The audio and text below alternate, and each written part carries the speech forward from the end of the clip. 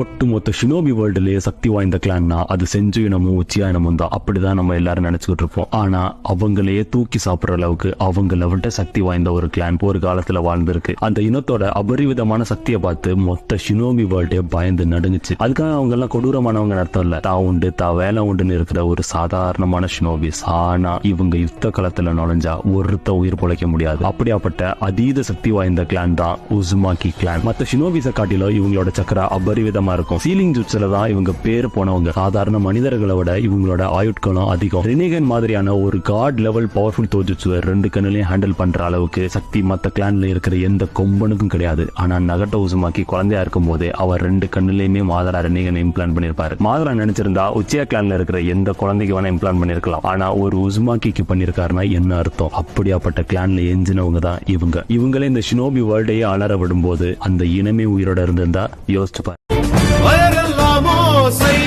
உயிரெல்லாம் ஆசை ரோபோவை போகோ வெல்லாதே